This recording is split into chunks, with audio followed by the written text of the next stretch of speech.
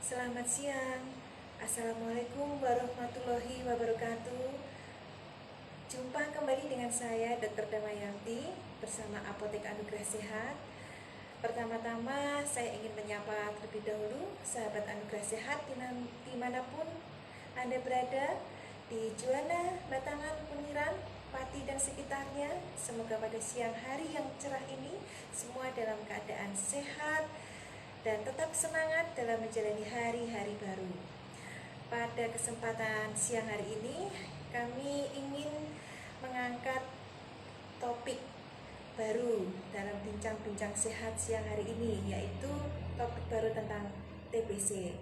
Waspadai dan kenalilah TBC sejak dini.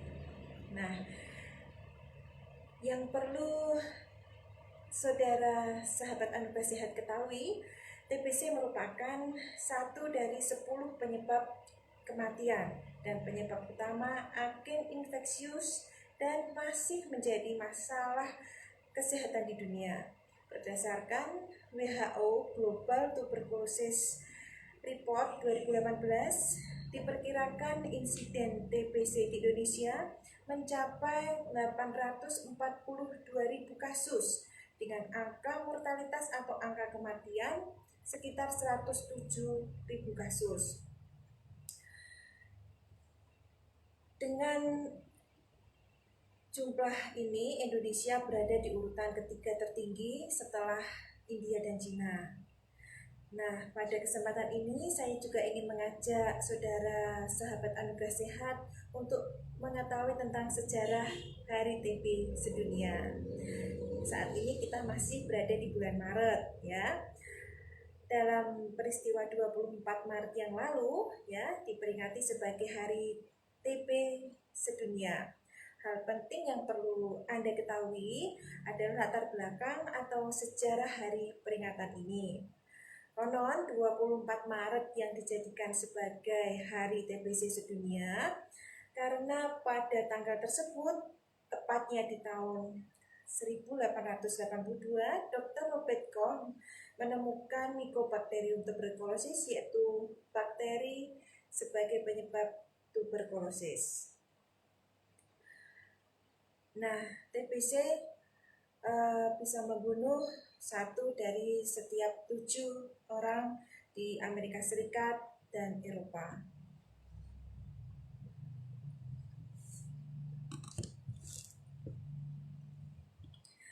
Oke, nah itu beberapa alasan yang menjadi hal penting membuat kami mengangkat topik TBC pada bulan ini. Nah, berikutnya kita akan masuk tentang apa itu TBC. Ya, TBC adalah penyakit infeksi menular yang disebabkan oleh kuman Mycobacterium tuberculosis yang menyerang bagian tubuh manusia, terutama paru-paru, dan bagian tubuh lainnya seperti tulang, kelenjar getah bening, sendi, usus, selaput otak, dan lain-lain. Apa saja gejala TBC, ya? Sahabat Anugerah Sehat, perlu Anda ketahui gejala utama pada TBC yaitu batuk berdahak terus-menerus lebih dari 2 minggu, ya, gejala utama.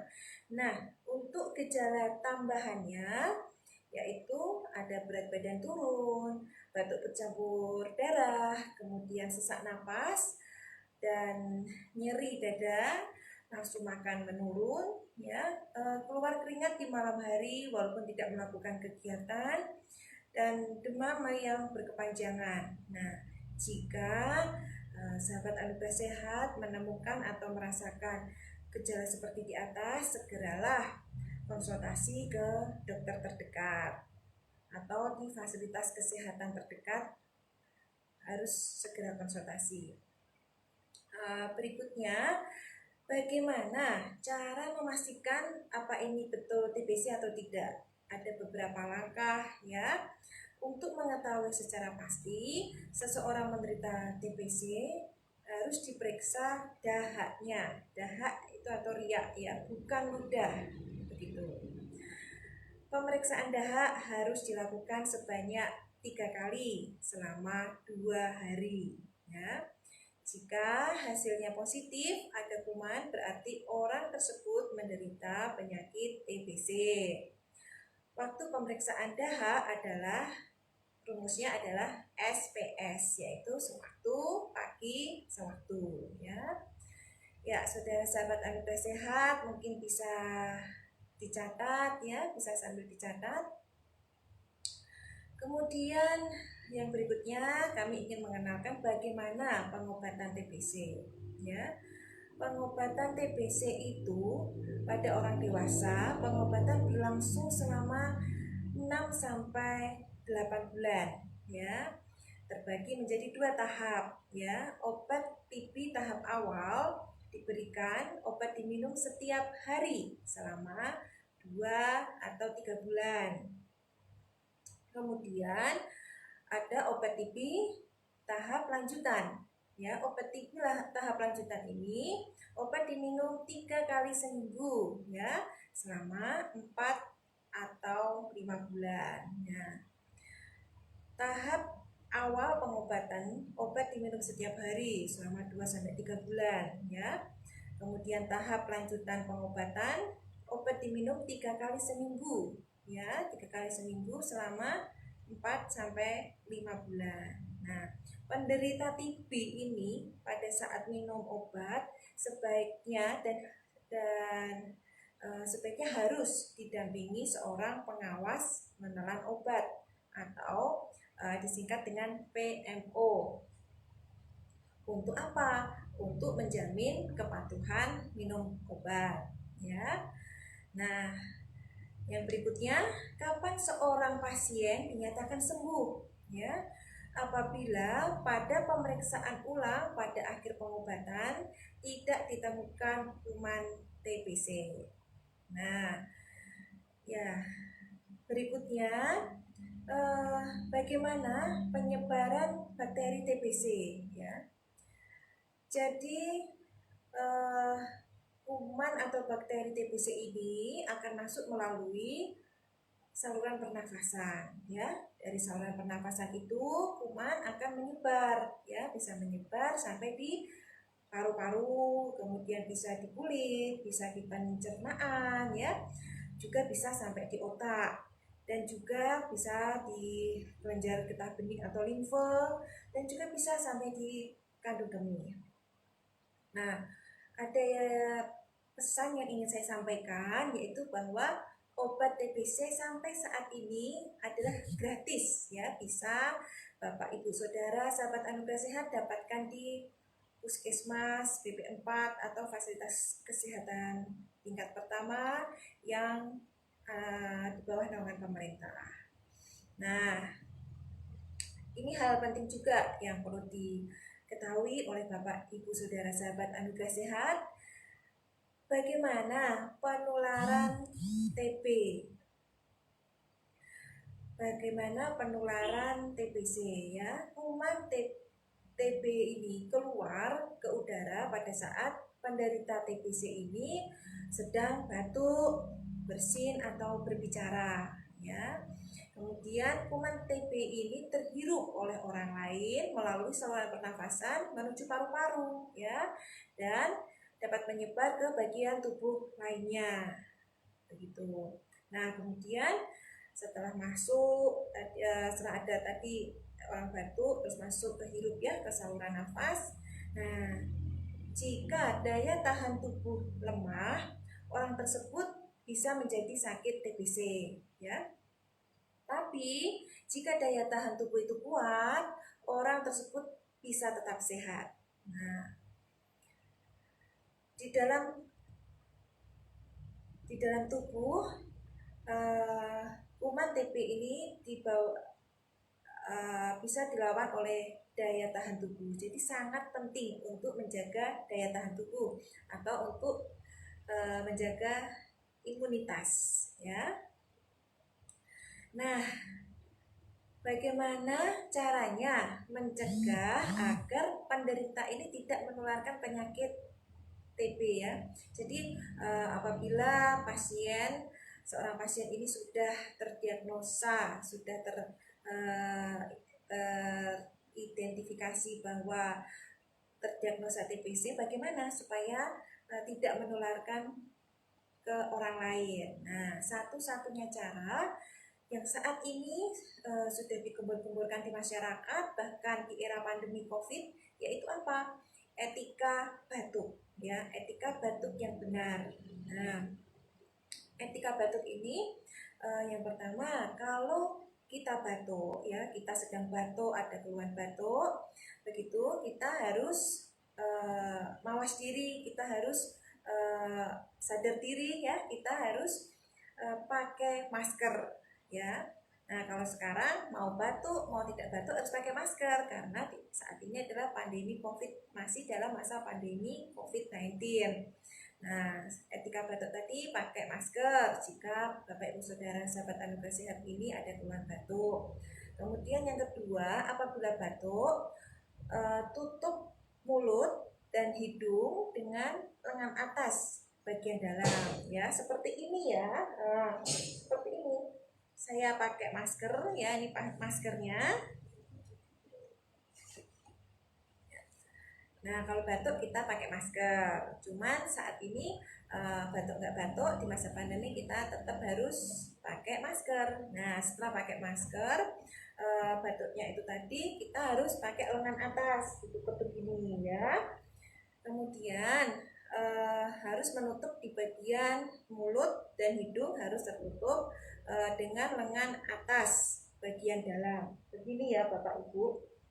Kemudian tutup mulut dan hidung dengan tisu. Kalau ada tisu di dekat Bapak Ibu pada saat batuk itu hidung dan mulut harus ditutup dengan tisu.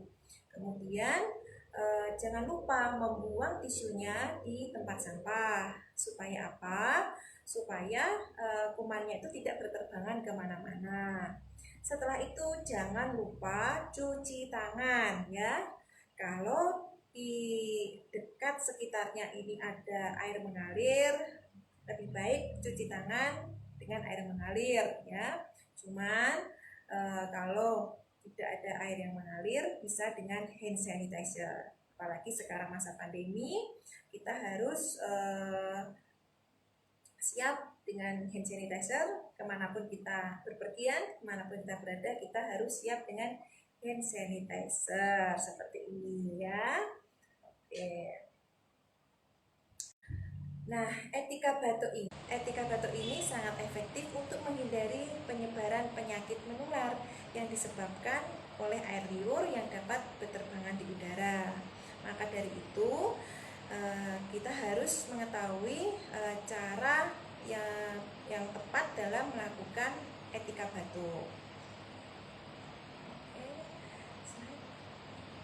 Nah, bagaimana cara mencegah penyakit TBC ya? Pasti saudara sahabat anugerah sehat yang ada di luar sana bertanya-tanya, gimana sih dok cara untuk mencegah supaya kita itu tidak terkena TBC ya? Ada 5 langkah untuk stop TB ya. Dan ingat ya, ada rumusnya juga ya. Apa itu? 3 siap dan 2 jaga ya. Ingat-ingat, 3 siap dan 2 jaga ya. Siap vaksin BCG ya. Jadi vaksin BCG ini merupakan vaksin untuk mencegah terserang dari kuman TB ya. Kemudian apa? Siap periksa kontak ya. Segera periksa ke fasilitas kesehatan terdekat jika ada keluarga atau tetangga sekitar yang terdiagnosa TBC ya. Siap periksa kontak. Kemudian siap berhenti merokok. Kenapa? Kok apa sih dok kaitannya merokok dengan TBC? Kan merokok itu beda dengan TBC. TBC kan disebabkan oleh kuman tuberkulosis. Nah, ternyata ada kaitannya pasien-pasien yang sering merokok ini, mereka dapat menurunkan kekebalan tubuh ya. Jadi siap yang ketiga yaitu siap untuk berhenti merokok supaya terhindar dari TBC ya.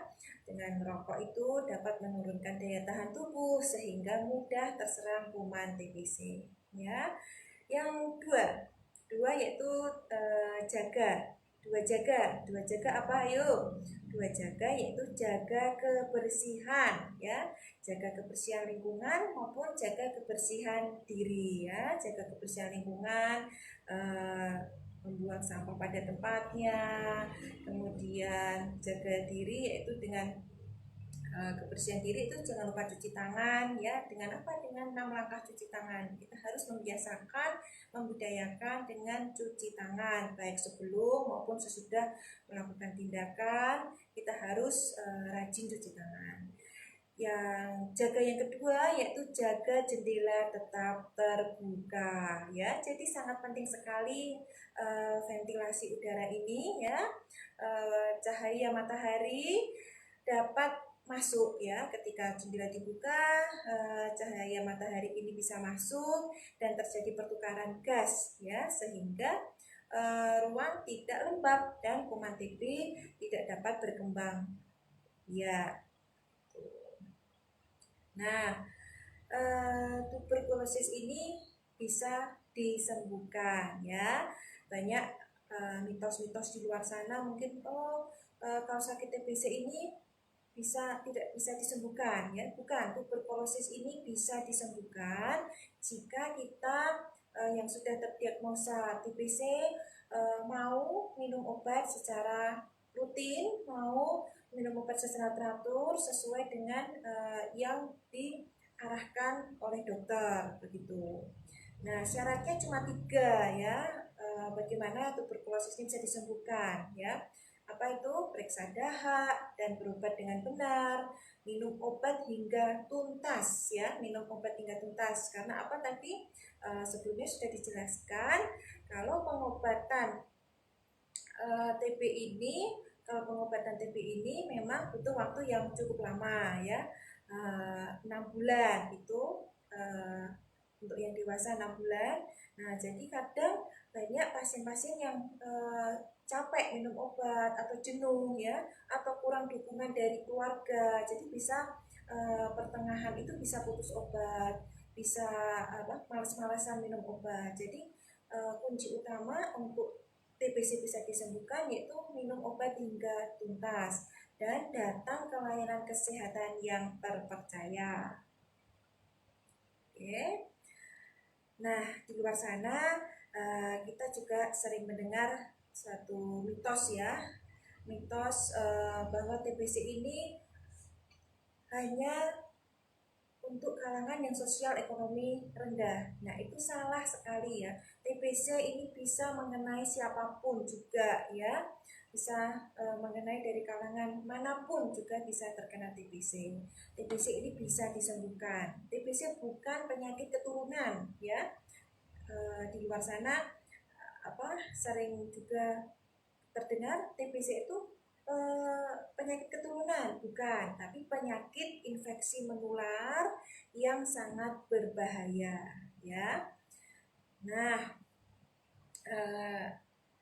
dari beberapa rangkaian pembahasan tadi mungkin ada yang ingin bertanya, silahkan ya. Kita harus tetap waspada meskipun di era COVID. Kita juga tidak lupa bahwa ada TBC di sekitar kita ya.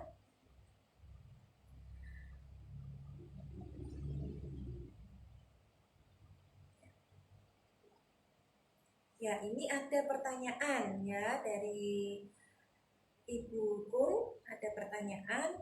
Dok mau tanya, di masa pandemi COVID-19 adakah resiko untuk pasien TBC?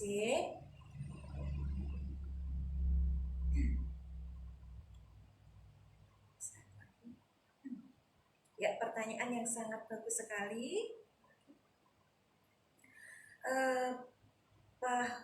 Di masa pandemi COVID ini, untuk pasien-pasien TBC memang sangat berisiko tinggi. Nah, kenapa kok berisiko tinggi? Nah, di masa pandemi COVID-19, pasien dengan TBC harus lebih mewaspadai. Karena apa? Pasien dengan TBC ini lebih mempunyai potensi untuk tertular virus COVID-19.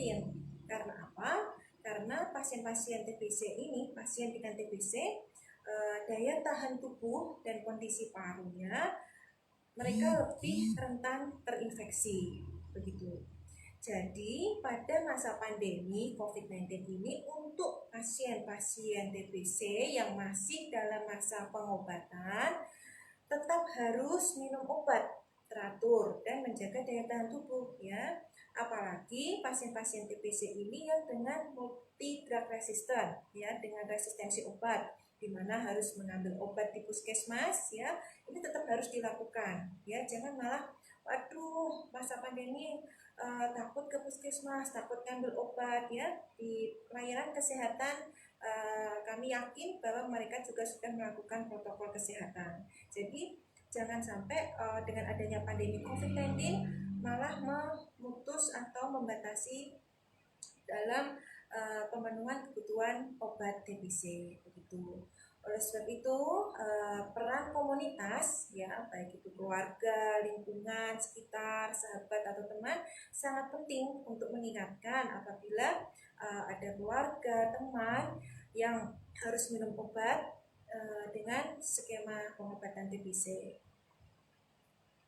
Begitu.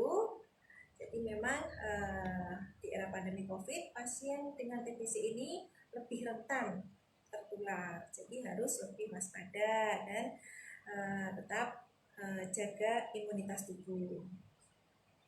Ya. Oke, mungkin ada lagi yang ingin bertanya?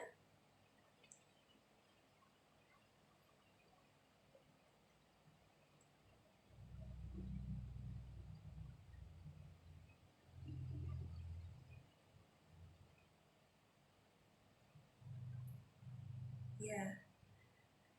Oke, ada beberapa pertanyaan lagi nih yang masuk ya. Ya, dari Ibu Dewi Harumningsih ya. Bu Dewi Harumningsih ini menanyakan, apakah anak-anak bisa terkena TBC, Dok? Dan apa gejala dan tandanya pada anak yang terkena TBC? Ya, pertanyaan yang sangat bagus sekali. Terima kasih Ibu Dewi Harum. Ya,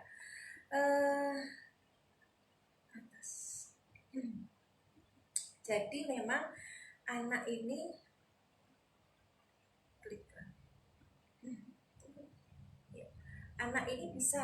sangat bisa terkena TBC. Nah, tapi TBC ini sangat bisa mengenai anak atau sangat mudah menular pada anak. Tetapi TBC pada anak tidak menular ya. TBC pada anak itu tidak menular karena pada anak yang terserang bukan di paru tapi kelenjar ya. Begitu. Jadi ini yang perlu digarisbawahi terlebih dahulu ya. Sebelum saya menjawab lebih lanjut gejala khasnya, saya ingin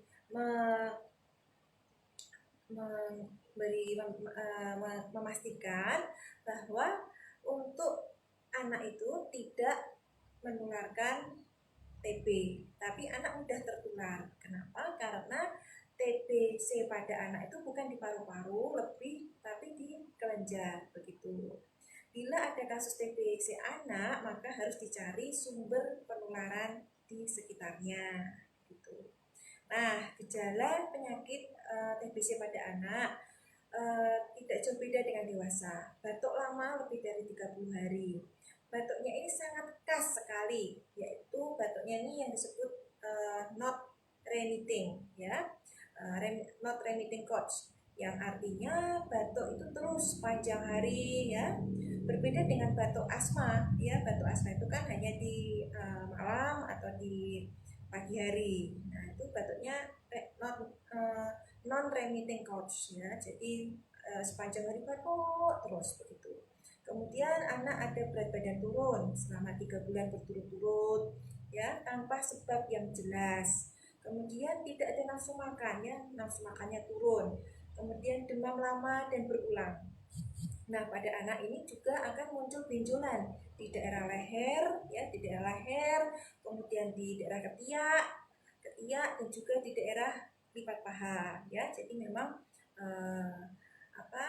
ketika ada anak yang batuk-batuk lama, segeralah berkunjung atau konsultasi ke fasilitas kesehatan terdekat, ya, dan terpercaya tentunya.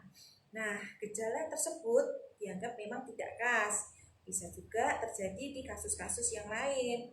Nah, oleh sebab itu, jika ada gejala-gejala yang saya sebutkan tadi, ya, ada berat badan turun, ya, masih memerlukan pemeriksaan penunjang lebih lanjut untuk memastikan ini betul TBC atau bukan. Begitu ya, Bu Dewi. Oke. Mungkin ada yang ingin bertanya lagi. Oke. Ibu Rinda Wijaya, ini lanjutan ya, sepertinya bisa dibilang untuk memastikan TBC, oh bukan, ini untuk memastikan TB harus dicek dahaknya. Bagaimana dengan anak-anak yang sulit berdahak? Oh ya. Jadi seperti yang sebelumnya tadi dijelaskan bahwa setelah dilakukan anamnesa oleh dokter, ya, ditemukan gejala-gejala yang mengarah ke TBC, perlu dilakukan pemeriksaan lebih lanjut, ya, yaitu salah satunya untuk anak, yaitu dilakukan uji tuberkulin atau mantok tes, ya, kemudian pemeriksaan bakteriologis atau pemeriksaan dengan dahak atau sekutum, dan juga pemeriksaan dengan ronsen dada. Nah, pemeriksaan dahak ini dilakukan dengan pemeriksaan TCM, yaitu tes cepat molekuler. Kemudian dilakukan juga scoring TB. Nah, apabila anak itu susah untuk berdahak, dari dokter akan memberikan obat yang merangsang untuk mengeluarkan dahak yang namanya mukolytik. Seperti itu, supaya apa? Supaya anak tersebut bisa berdahak, mengeluarkan dahak. Memang harus dibantu salah satunya dengan obat mukolytik. Seperti itu, Bu Rinda.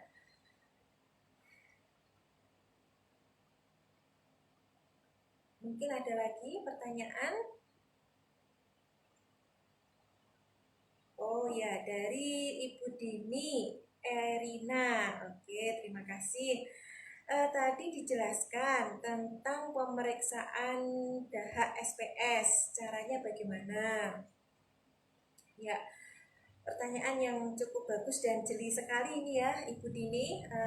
Tadi saya juga belum membahas tentang SPS itu apa, ya. Jadi untuk SPS ini sewaktu pagi sewaktu. Sewaktu itu hari pertama, ya, pemeriksaan hari pertama. Dahak diperiksa di laboratorium sewaktu penderita datang dengan gejala penyakit TBC, yaitu hari pertama, namanya pemeriksaan sewaktu. Kemudian pagi itu di hari kedua, ya, di hari kedua itu pagi. Sehabis bangun tidur, ya, pasien ini disarankan keesokan harinya mengeluarkan dahak, dan dari laboratorium tadi sudah dibawakan pot untuk menampung dahaknya, ya, di pot kecil yang sudah diberikan petugas tadi, kemudian ditampung di pot dan ditutup rapat, dan kemudian dibawa ke unit pelayanan kesehatan atau laboratorium yang pertama kali tadi memeriksa. Itu namanya pagi, ya, itu hari kedua. Hari kedua lagi penderita hari kedua lagi yaitu sewaktu. Jadi hari kedua itu pagi dan sewaktu. Sewaktu itu artinya penderita ini akan diminta mengeluarkan dahak pada saat pas hari itu sampai di unit pelayanan kesehatan atau di fasilitas pelayanan kesehatan yang pertama kali kemarin mengambil dahak sewaktu yang pertama, begitu. Jadi sewaktu pagi, sewaktu datang yang hari kedua sampai di laborat itu diambil lagi dahaknya. Begitu Ibu Dini ya. Jadi kalau misalnya ada yang bertanya, cek dahaknya itu janjane piye toh, berapa kali? Dijawab 3 kali. Memang 3 kali dalam 2 hari. Begitu. Pada saat datang pertama kali periksa ditemukan gejala, kemudian hari kedua pas masih di rumah bangun tidur itu ya mengeluarkan dahak. Nah terus habis itu setelah itu kan pasiennya datang lagi ke laboratorium tadi, ke fasilitas kesehatan tadi untuk membawa dahak paginya. Nah di situ pasiennya juga akan dicek dahaknya lagi. Nah itu namanya sewaktu yang kedua. Begitu ya begini, semoga bisa mengerti. Oke, mungkin ada yang ingin bertanya lagi?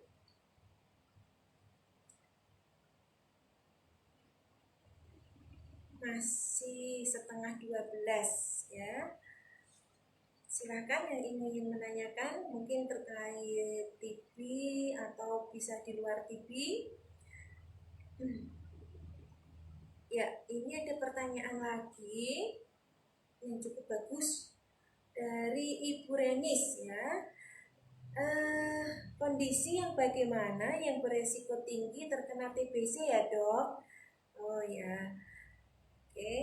Jadi memang dari awal kita menjelaskan kita harus bisa waspada supaya tidak terkena TBC, supaya kita bisa mencegah TBC, dan supaya kita tidak beresiko terkena TBC. Nah ini pertanyaan yang bagus sekali. Kondisi yang bagaimana dok yang beresiko tinggi bisa terkena TBC? Ada beberapa kondisi ya yang beresiko tinggi. Yang pertama itu yang pasti yaitu memiliki kekebalan tubuh yang lemah. Ya, kapan dan siapa yang memiliki kekebalan tubuh yang lemah? Yang memiliki kekebalan tubuh yang lemah yaitu pasien-pasien dengan HIV/AIDS ya, kemudian pasien-pasien dengan kemoterapi ya, sedang menjalani kemoterapi itu rentan juga bisa terkena TBC. Kemudian pasien dengan DM ya, DM yang tidak terkontrol terutama juga bisa rentan terkena TBC.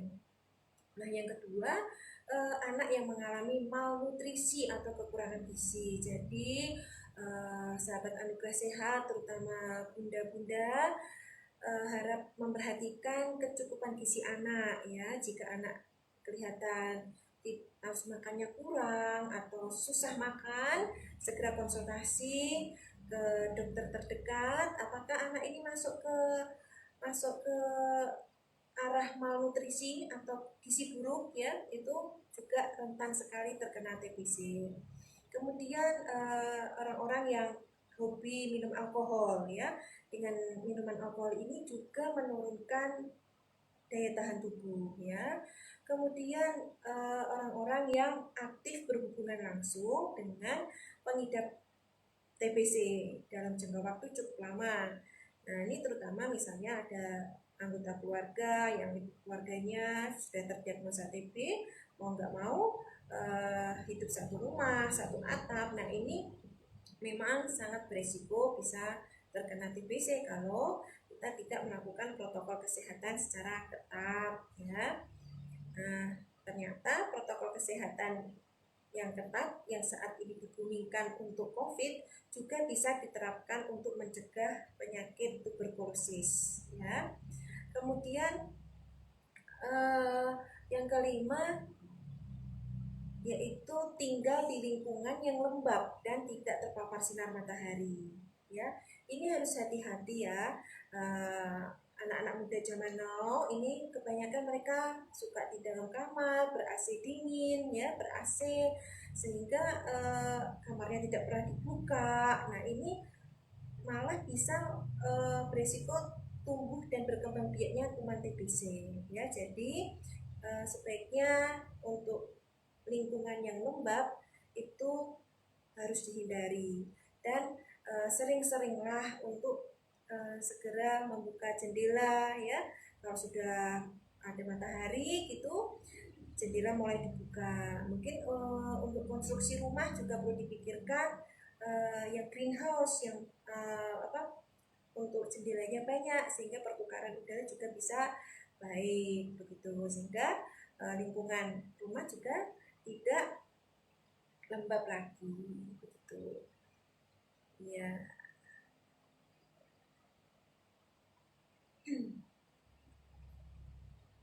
Oke, mungkin ada yang ingin bertanya lagi terkait TBC. TBC ternyata masih angka kejadian maupun angka kematiannya masih tinggi, dan di Indonesia itu masih menduduki peringkat ketiga tertinggi setelah India dan Cina. Jadi kita memang harus bersama-sama bergotong royong untuk membasmi kuman TBC. Dimulai dari mana? Dari diri kita sendiri, dari keluarga. Oke, ada yang pertanyaan lagi? Ada yang menanyakan, oh dari Bu Novia Indriastuti. Siang dok, tindakan preventif apa yang harus dilakukan apabila ada salah satu anggota keluarga ada yang positif TB? Ya,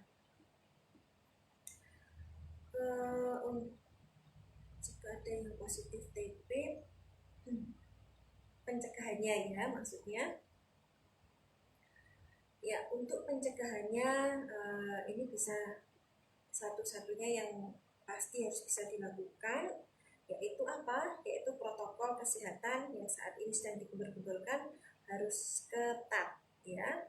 Protokol kesehatan harus ketat, yaitu yang di rumah juga baik pasien maupun keluarga harus menggunakan masker ya. Itu satu tindakan pencegahan supaya tidak tertular, pakai masker. Kemudian bisa kita adopt dari prosedur COVID, yaitu dilakukan isolasi untuk pasien atau keluarga yang kena TB tersebut. Isolasinya bagaimana dok? Isolasinya ya ada kamar sendiri, kemudian disediakan tempat untuk menampung dahak ya, disediakan tempat untuk menampung dahak bagi keluarga yang terkena TB tadi ya. Tempat menampung dahaknya ini bukan yang baskom yang terbuka begitu ya, tapi harus tertutup ya, supaya apa, dahaknya juga tidak menyebar kemana-mana ya. Kemudian apalagi disediakan akses atau kamar yang aksesnya cukup mudah keluar ya, ketika penderita ini, keluarga ini batuk, dia langsung keluar ya, sehingga pada saat batuk ini keluarga yang TBC tadi batuknya di luar, sehingga di lingkungan dalam rumah juga kuman TBC-nya ini tidak berkembang biak atau bertahan di dalam rumah ya. Jadi protokol kesehatan sudah, kemudian satunya pakai masker, isolasi dengan kamar sendiri, sediakan tempat untuk menampung dahak yang tertutup, akses untuk batuk ya, langsung keluar ke yang terkena udara luar begitu. Nah, dan yang penting juga tadi etika batuk. Etika batuk ini harus diterapkan pada keluarga yang terkena TBC ya. Harus kamu kalau batuk jangan hok malah seperti dengan semangat langsung membuka gini ya, tapi dengan etika batuk tadi harus menutup dengan lengan atas bagian dalam, mulut dan hidung harus ditutup begitu, harus pakai tisu, disediakan tempat sampah untuk membuang tisu ya begitu. Jadi memang dalam hal penanganan TBC ini pemerintah juga istilahnya jalannya berbarengan dengan penanganan COVID ya begitu. Jadi sekaligus memberantas COVID, sekaligus juga memberantas TBC dengan protokol kesehatan yang ketat begitu. Mungkin ada pertanyaan lagi?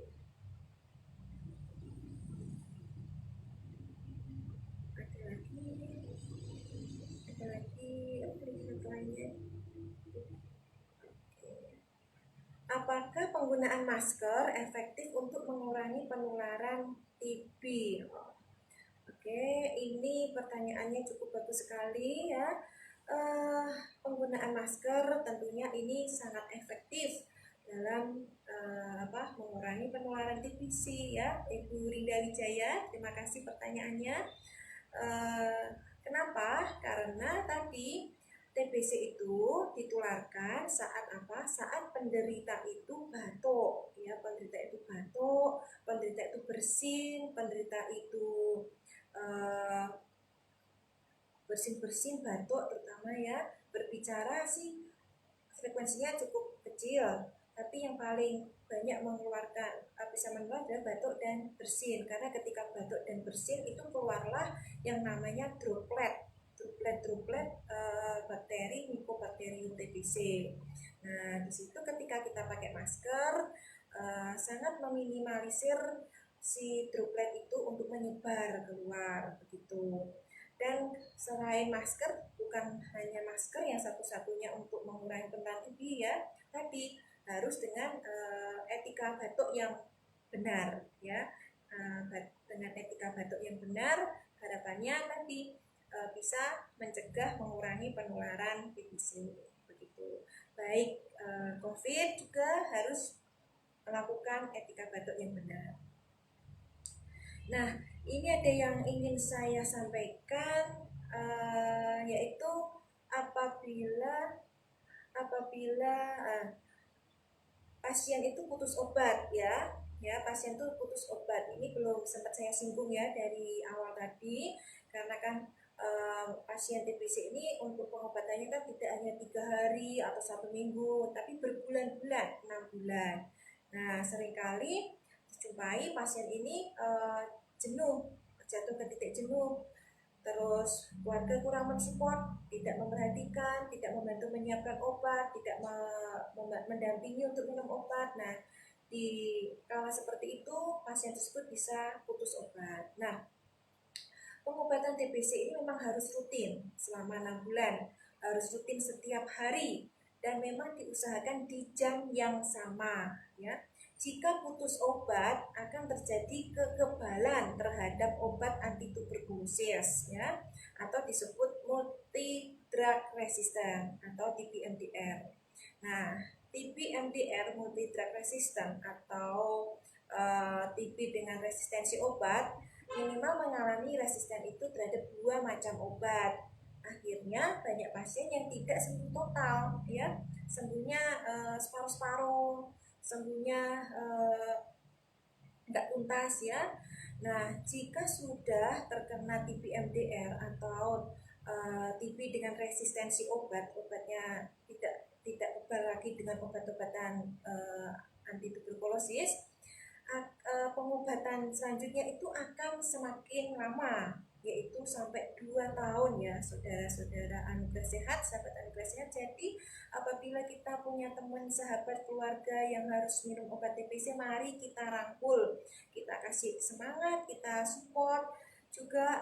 Ayo minum obat secara rutin supaya kamu bisa sehat, daya tahan tubuhmu bisa pulih kembali, dan bisa produktif ya. Itu diperlukan memang dukungan dari komunitas, dari keluarga begitu.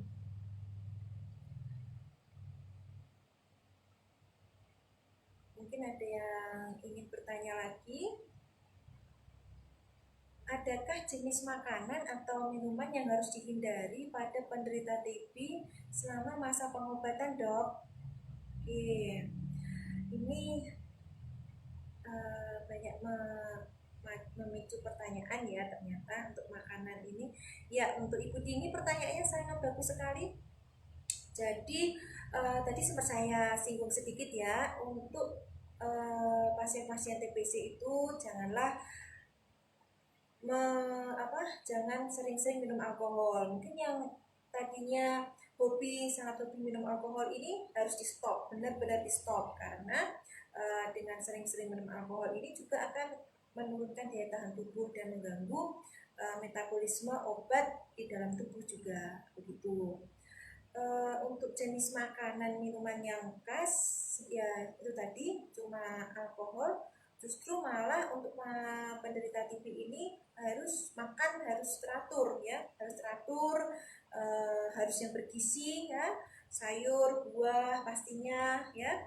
Jadi hindari makanan yang instan begitu. Oke.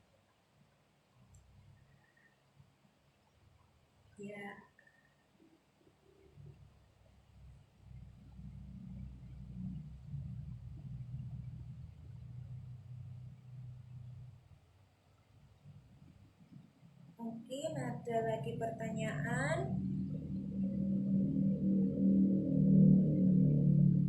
Ya.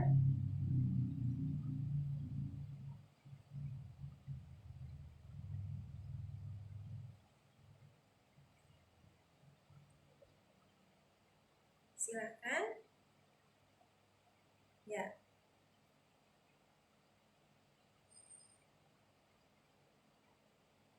Kalau belum ada pertanyaan, mungkin nanti bisa menyusul di kolom komen, bisa mengisi pertanyaan di kolom komen. Terus jangan lupa kalau memang tertarik dengan topik TBC ini, jangan lupa like ya, like di kolom like. Oke, baiklah, untuk kesimpulan bincang-bincang sehat pada siang hari ini, yaitu angka kejadian TBC baik di Indonesia maupun di dunia masih sangat tinggi. Waspada, cegah, dan hindari merupakan salah satu cara untuk menurunkan angka kejadian TBC, di mana dapat diterapkan dengan melakukan etika batuk. Kemudian mari dukung program pemerintah yaitu TOS ya, temukan, obati sampai tuntas ya.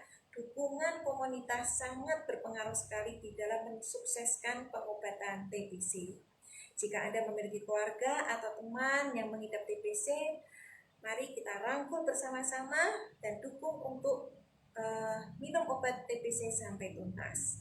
Jangan lupa untuk menjaga kesehatan dan kebersihan diri serta lingkungan ya.